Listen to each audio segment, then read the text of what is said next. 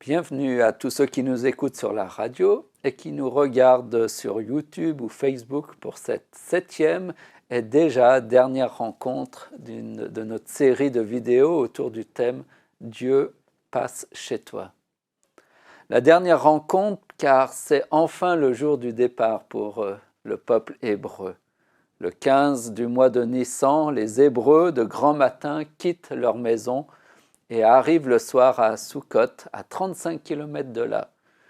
Une fuite d'autant plus remarquable que pour se frayer un passage vers le pays de Canaan, ce peuple n'est même pas armé.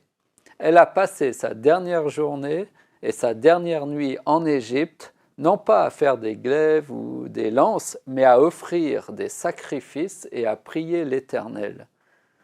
L'aventure de la foi ne fait que commencer. Notre défi reste le même, 7 jours pour que Dieu passe chez toi.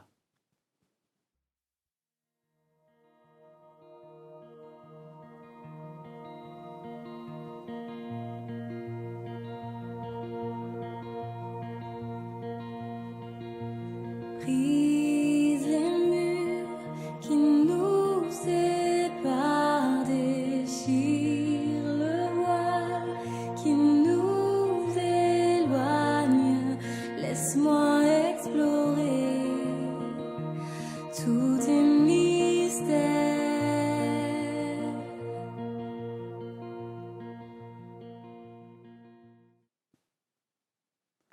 Israël fuit et court vers sa liberté tant attendue, tant espérée et promis par Dieu. Dieu a dit et Dieu a accompli d'incroyables miracles et a réussi à faire plier le puissant Pharaon, car Dieu reste à jamais le Tout-Puissant. Israël se pensait enfin tiré d'affaire, mais voilà, comme toujours, il y a toujours un mais dans la vie, quelque chose qui ne se passe pas comme prévu. Et le livre d'Exode au chapitre 14 nous raconte que les vieux démons réveillèrent l'orgueil et la fierté du Pharaon qui, bien que vaincu, se ressaisit et partit à leur poursuite, animé, comme on peut l'imaginer, d'une très très grande colère et avec toute sa puissance. C'est le passage de la mer Rouge. Rapidement, Israël se retrouve coincé entre une mer d'un côté et l'armée égyptienne en face, de l'autre côté. Cette expérience symbolise parfaitement la condition humaine dans laquelle nous nous trouvons et le plan du salut que Dieu propose. Israël symbolise cette humanité qui, certes, aspire à la liberté, à ce paradis perdu où il pourrait vivre en paix, mais qui en même temps est sans cesse menacé par des forces obscures, violentes, injustes, en lutte et en but contre des forces et un mal puissant. Israël symbolise peut-être notre humanité dans l'impasse, dans une impasse sans solution, prisonnière d'un côté des liens de la mort et de l'autre côté de la puissance de l'ennemi dont elle ne peut se défaire. À l'image d'Israël, l'humanité est cernée un peu de toutes parts. Il n'y a pas de solution humaine, pas de passage qui s'offre à nous, pas de sortie de secours où le peuple pourrait se réfugier. Nous sommes vraiment dans une impasse. D'ailleurs, à cet instant, le peuple a dû le ressentir comme tel. Ils ont dû se dire, voilà, à peine parti que la route s'arrête déjà là pour nous. C'est fini. Notre aventure se termine. Adieu. C'est toute la tragédie de cette vie. Tout se termine toujours avec un adieu. La mort est le dernier ennemi qui finit toujours par terrasser l'homme et briser les espoirs et l'amour d'une famille. Et la Bible nous dit que la mort est le dernier ennemi de Dieu dans 1 Corinthiens 15 et que cet ennemi-là sera vaincu au retour du Christ. Il est bon de savoir que la mort ne fait pas partie du plan de Dieu, mais qu'elle est un ennemi de Dieu et que son pouvoir sera brisé au retour du Christ, lorsqu'il reviendra dans sa gloire. Car il n'a pas encore dit son dernier mot, le Christ. Dieu est en fait le premier à s'insurger contre la mort, le premier aussi à le combattre, à s'opposer à elle.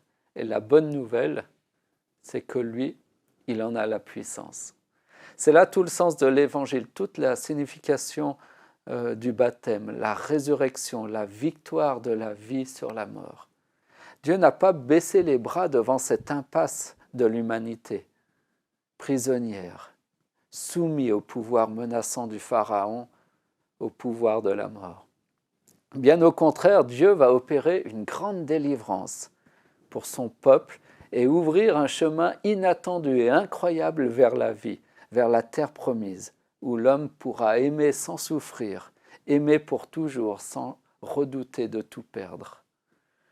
Alors, face au cri d'effroi du peuple d'Israël, face à la mort certaine, Moïse, il est dit au verset 13-14 du chapitre 14 d'Exode, que Moïse répondit au peuple, « Ne craignez rien, restez en place et regardez la délivrance que l'Éternel va vous accorder en ce jour. Car les Égyptiens que vous voyez aujourd'hui, vous ne les verrez plus jamais. L'Éternel combattra pour vous et vous, gardez le silence. » Face au danger qui nous menace, Dieu nous invite à faire silence. Se taire non pas parce qu'on baisse les bras, mais parce qu'on veut laisser Dieu s'exprimer et agir à notre place. Combattre pour nous, comme il nous le promet dans cette promesse de Moïse. L'Éternel combattra pour vous. Une nouvelle fois, ils doivent faire l'expérience de la foi, de l'Éternel qui combat pour eux. Alors que ferez-vous en ce moment? Vous plaindre ou vous taire et regarder la délivrance que Dieu va opérer pour vous? C'est vrai que notre tendance serait plutôt de gémir, de nous plaindre. Mais aujourd'hui, Dieu voudrait nous inviter, même si la situation dans laquelle nous vivons est difficile, de ne pas nous plaindre, de ne pas gémir, mais de lever le bâton de la foi. Dieu dit à Moïse, parle aux enfants d'Israël et qu'ils marchent. Dieu nous invite à ne jamais rebrousser chemin, ni retourner en Égypte ou à Babylone. Il nous invite, malgré la situation dramatique, à continuer à avancer, à marcher par la foi vers la terre promise, même lorsque tout semble bloqué dans une impasse. Tôt ou tard, nous serons devant une impasse, celle de ma propre mort, et je n'aurai rien à dire, rien à revendiquer, juste à subir. Mais même pour celle-ci, Dieu a vaincu ce pouvoir par la résurrection du Christ. En attendant, Dieu nous demande d'avancer par la foi en sa promesse. Je combattrai pour vous, pour toi. Avancez. Ne retournez pas en Égypte, n'ayez pas peur. Avancez par la foi. Dieu dit alors à Moïse, toi, lève ton bâton, étends ta main sur la mer et fends-la, et les enfants d'Israël entreront au milieu de la mer à sec. Face aux situations qualifiées de sans issue, Dieu nous invite à lever l'étendard de la foi, les poings de la foi vers le ciel. Lève ton bâton, marche, avance, ne te plains pas, car l'Éternel est avec toi. Le bâton de Moïse représente, comme nous l'avons vu, l'autorité, la puissance que Dieu a accordée à Moïse, son serviteur, pour accomplir la mission qui lui a été confiée.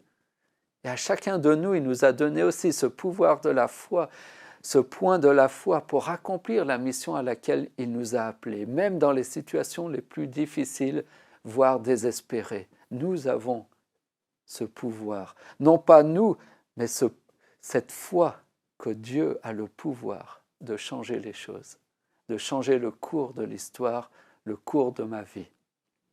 Pour Israël, Dieu va ouvrir un chemin nouveau, complètement insoupçonné pour sauver les hommes de la menace qui pesait sur eux. Cette expérience sera d'ailleurs reprise par l'apôtre Paul pour en faire une allusion au baptême. Dieu ouvre un chemin au travers des eaux de la mer. Et j'imagine à ce moment la stupeur chez les Hébreux. Cette fois-ci, Nul doute que tous avaient cessé de se plaindre et devaient effectivement rester sans voix face à ce miracle.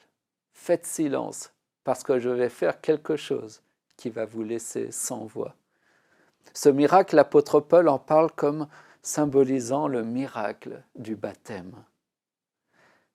Dans 1 Corinthiens chapitre 10, versets 1 à 4, Paul dit ceci. « Frères, je ne veux pas que vous ignoriez que nos pères ont tous été sous la nuée, qu'ils ont tous passé au travers de la mer, qu'ils ont tous été baptisés en Moïse dans la nuée et dans la mer, qu'ils ont tous mangé le même aliment spirituel et qu'ils ont tous bu le même breuvage spirituel, car ils buvaient à un rocher spirituel qui les suivait, et ce rocher était Christ. » Le baptême, c'est ce miracle, celui d'un chemin qui s'ouvre à nous afin que nous puissions échapper à notre destin mortel, échapper aux puissances du mal qui volent notre destruction, échapper à la mort elle-même. Le baptême, c'est se sauver d'un monde esclave du péché et prisonnier des liens de la mort en prenant le chemin nouveau, inattendu, mais ouvert par la résurrection du Christ vers la liberté, le pays promis. C'est ça la bonne nouvelle de Jésus-Christ. C'est ça la grande espérance qui anime la foi chrétienne. Ce chemin est possible à cause ou grâce à la résurrection de Jésus-Christ. Et en ce dimanche, premier jour de la semaine, où Christ se leva de la mort, un nouveau chemin est effectivement rendu possible. Jésus fut ressuscité 3 jours après sa mort. Quand les femmes sont allées au tombeau à l'aube du premier jour de la semaine, elles trouvèrent la pierre roulée et la tombe vide. L'ange leur annonça, « Il n'est point ici, il est ressuscité comme il l'avait dit. » J'aime bien ce « comme il l'avait dit ». Nous aurions dû lui faire confiance, les apôtres auraient dû croire, mais ils ne le croyaient pas. Tant de fois Dieu nous dit des choses, mais nous ne le croyons pas. Par le pouvoir de l'Esprit, le Père ressuscita Jésus et lui rendit la gloire qu'il avait partagée. Le tombeau vide du Christ préfigure mon tombeau, qui restera vide au jour de la résurrection finale, au retour du Christ, le jour où le royaume de Dieu sera restauré et établi pour l'éternité. Ce chemin en Christ s'ouvre miraculeusement et gracieusement devant vous, par la grâce de Dieu, afin de nous mettre en marche vers cette terre promise, lorsque le Christ reviendra. Alors, que ferez-vous ? Que feriez-vous à la place de ce peuple d'Israël si la mer s'ouvrait devant vous ? Si d'un côté vous aviez votre ennemi, le Pharaon, et que de l'autre côté, ce chemin qui est au milieu de la mer s'ouvrait à vous pour aller vers la terre promise. Vers la terre promise non pas par l'homme, mais par Dieu lui-même. Que feriez-vous ? Comme beaucoup avant vous, vous êtes invités à vous jeter à l'eau, à passer par ce chemin inattendu, mais glorieux qu'a ouvert Jésus-Christ à travers sa résurrection que nous célébrons en ce jour de Pâques. Que le Seigneur vous bénisse, qu'il vous permette de comprendre son attachement pour vous, tout ce qu'il a fait et mis en place pour vous sauver et ouvrir ce chemin de vie à travers la mort elle-même. Jésus-Christ est le Fils de Dieu, envoyé par le Père pour nous sauver, nous racheter et ouvrir ce chemin tellement inattendu. Osons le suivre, osons passer par les eaux du baptême, jetez-vous à l'eau, faites confiance à Dieu, et tout ce qu'il aura promis, il l'accomplira pour vous, comme il l'a accompli pour Israël, pour sa libération d'Égypte, de l'esclavage, jusqu'à son arrivée à la nouvelle terre. Que le Seigneur vous bénisse et vous aide dans ce chemin où Dieu est venu passer chez vous. Amen.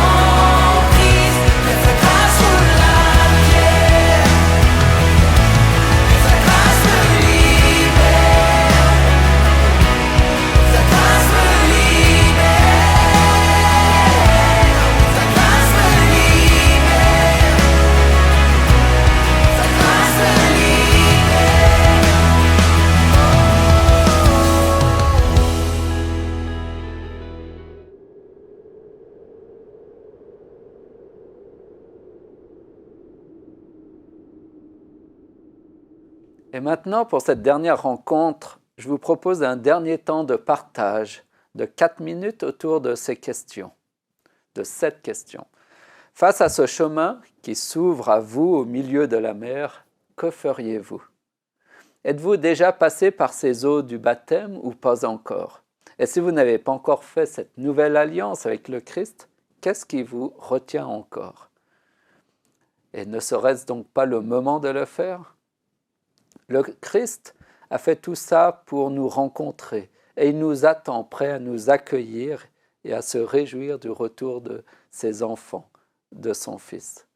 Je vous invite donc à réfléchir, à peut-être prier aussi autour de cette question, de cette alliance avec notre Dieu, notre Créateur et notre Rédempteur. Tout au long de cette semaine, nous avons vu comment Dieu s'est donné, comment Dieu est descendu au milieu de nous pour nous toucher, pour nous dire qu'il avait des projets de bonheur et d'espérance pour chacun de nous. Maintenant, à un moment donné, il nous faut nous engager, il nous faut prendre position. Et à travers ce court temps de partage, nous vous invitons à entrer dans ce chemin vers ce pays promis, vers cette terre que le Seigneur a promis. Je vous retrouve ensuite pour une prière finale. Merci.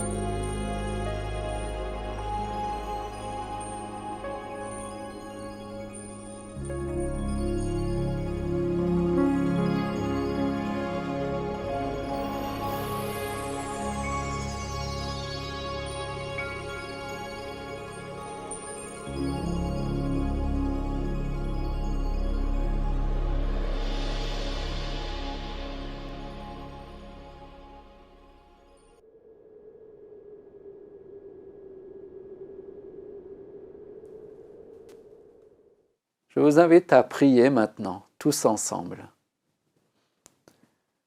Notre Père qui est aux cieux, oui, que ton nom soit sanctifié et que ton règne vienne.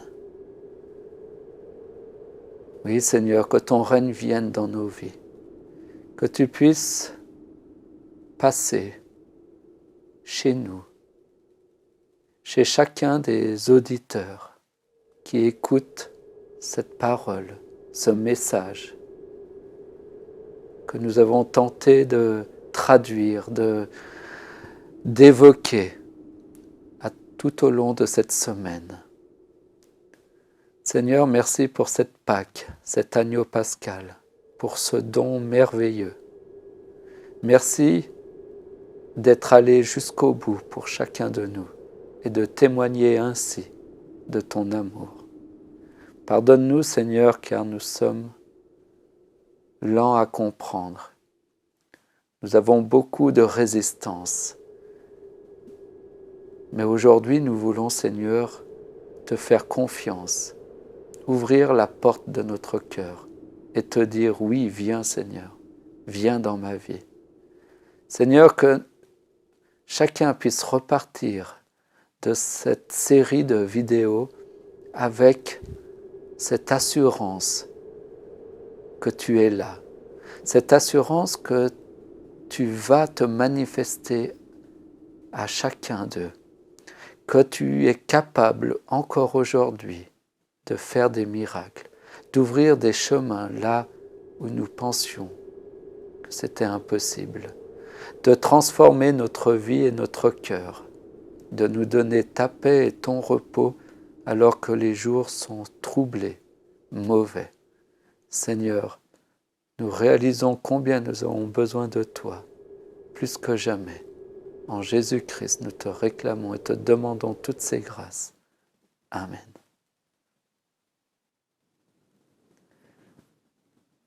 Merci pour votre attention, votre fidélité, votre soutien. Que Dieu vous bénisse et qu'il vous dirige tout au long de votre vie jusqu'à son prochain retour, où il rétablira toutes choses et où nous serons enfin arrivés au terme de notre aventure. Bonne aventure de la foi. Amen.